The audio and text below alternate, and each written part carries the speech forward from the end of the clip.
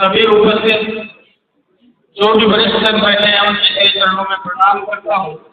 युवा साथियों, आपका अभिनंदन करते हुए मैं सम्मान और मान के योग्य हमारे उपखंड अधिकारी सविता जी का सम्मान है, हमारे सीओ साहब जुल्फिकार जी का मान और सम्मान करते हुए बड़े भाई अशोक जी बैठे हैं उनका भी मान और सम्मान करते हुए लीलाधर जी चेयरमैन साहब हैं तो आपके नगर पालिका को संभालते हैं उनका भी मान और सम्मान करते हुए फतेह सिंह जी बैठे हैं और हमारे सभी तमाम अधिकारीगण बैठे हैं, क्षेत्रीय वन अधिकारीगण बैठे हैं तो जिनकी अभी नई नई पोस्टिंग हुई है कल, उन सबका मान और सम्मान करते हुए और सबके बाद में नाम लेने से कोई महत्व कम नहीं हो जाता। मैं परम पूज्य श्रीमान आत्मानंदानंद जी का बहुत बहुत सर झुका के प्रणाम से अभिनंदन करता हूँ और उनका स्वागत करता हूँ। क्षेत्र का सदस्य होने के नाते आप लोग इस कार्यक्रम में बुलाया है, निश्चित रूप से आपकी सबकी तरफ से उत्पन्न क्षेत्र के सभी जनमानस की तरफ से सर्व समाज की तरफ से मैं गोपाल जी का, मेरे बड़े भाई गोपाल जी का बहुत बहुत शब्दों में और आभार प्रकट करना चाहता हूँ कि आपने इतने कार्य को एक अंजाम दिया है। आप 48 साल से लगातार इस कार्य को करते आ रहे हैं, बहुत बड़ी बात है। प्रकृति के प्रति इतना बड़ा योगदान आपका और आप तुलसी का ये छोटा सा पौधा वितरण नहीं करते, आप बहुत बड़ा बरगद का पौधा विशाल में वितरण करते हैं जो अब समझौता तालाब में कुछ दिनों में होने वाला है। निश्चित रूप से ऐसे प्राकृतिक प्रेमी अगर हमें हर जगह मिल जाए, हर गाँव बस्ती में मिल जाए तो ये उभरती हुई बस्तियाँ और ये तो हमारा पर्यावरण का संतुलन जो खराब हो रहा है निश्चित रूप से इसको कोई नहीं बिगाड़ सकता, लेकिन हम लोग क्यों इस बात में सुधार। वैसे ये भाषण की जगह नहीं है लेकिन बहुत पवित्र मंच होने के नाते मैं कहना चाहता हूँ, आप लोगों से निवेदन करना चाहता हूँ हमारे इतिहास में जिस का वर्णन, इतिहास का मैं कोई विद्यार्थी तो कभी नहीं रहा लेकिन मैं इतना कह सकता हूँ हमारे सभ्यों के प्रेता थे, हमारे इतिहास में लिखा गया है गोल पशुन किलम में धान्यम। आपको समझना थोड़ा, किलम में धान्यम गोल पशु यानी तिल अनाज नहीं होता है और गऊ पशु नहीं होती, क्यों? क्योंकि उनमें गुण होते हैं। इसी तरीके से ना ये वृक्ष है ना ये पौधा है, तुलसी को एक औषधि है और भागवत की सबसे बड़ी देर है। इस औषधि में इसके औषधि गुणों का अगर आप लोग अध्ययन करेंगे तो आपको चमत्कारी नतीजों मिलेगा, चमत्कारी परिणाम मिलेगा। और गऊ के जो गुणों का अगर आप लोग अध्ययन करेंगे तो मैं समझता हूँ इस कलयुग में गऊ की दशा थोड़ी खराब जरूर हुई है, लेकिन गऊ को कभी पशु नहीं कहा गया है इतिहास में हमारे। वो चलता फिरता और जान है, उसके अगर आप गाय का घी नाक में डालते हो तो वर्षों पुराना नजला खत्म हो जाता है। कान में अगर दर्द है और कान की आवाज बंद है, कान में गर्म करके डाल दो आपके कान नहीं हो जाते।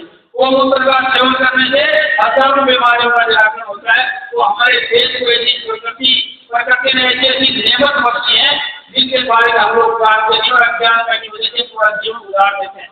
तुलसी एक ऐसा पौधा है, इसको पौधा कहना मैं तो समझता हूँ इसके और भी गुणों का अपमान है। जिस तरीके से हमारे देश में एक भाषा में कहा जाता है कि फलाना मसाला, मिर्च मसाला, आप लोग कहते हो हल्दी, आप हल्दी मसाला, धनिया मसाला, हमारे इतिहास में मसाले नाम का कोई जिक्र नहीं है। हमारे इतिहास में जिक्र है तुलसी औषधि, हल्दी औषधि, मिर्ची औषधि, धनिया औषधि, जीरा औषधि।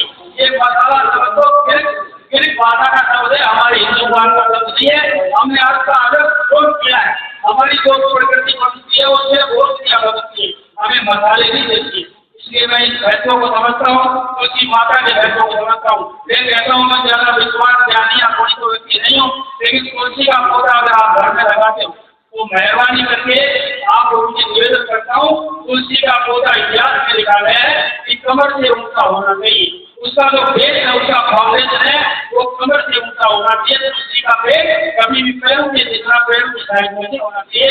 तुलसी का कमर के ऊंचा होगा, हमारे सर तक ऊंचा आएगा, मस्तक तक उसका पत्ता दिखेगा, उसका तना दिखेगा।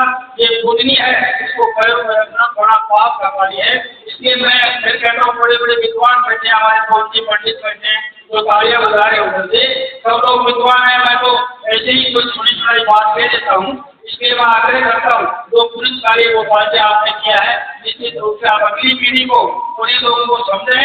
और जो बात समझाने से होती है, मैं समझता हूँ पढ़ाने से नहीं होती है और समझाई जाती है विद्वान द्वारा। विद्वान जो बात कहता है उसको ग्रहण किया जाता है।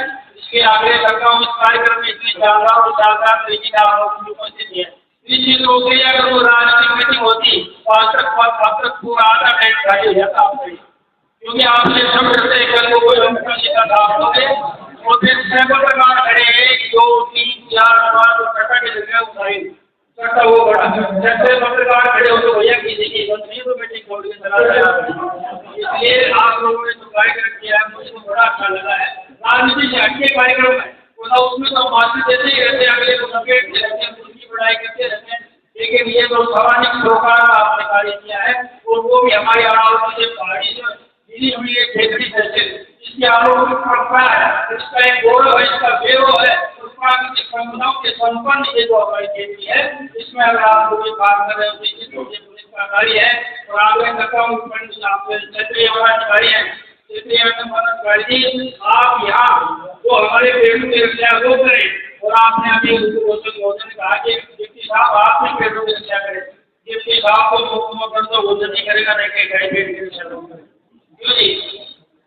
तो आपका काम है खेती में ना आपका काम है जिसका क्षेत्रीय वन की रक्षा करना और हमारी हरियाली की परवरिश करना आपका काम है। उन्हें एक बार सभी अधिकारी कर्मचारी कन्याओं का मान सम्मान करते हुए सभी आपको का मान सम्मान करते सबके श्री चरणों में प्रणाम करता हूँ। तुलसी माता को प्रणाम करते अपनी बात समाप्त करता हूँ। बहुत बहुत धन्यवाद सबका।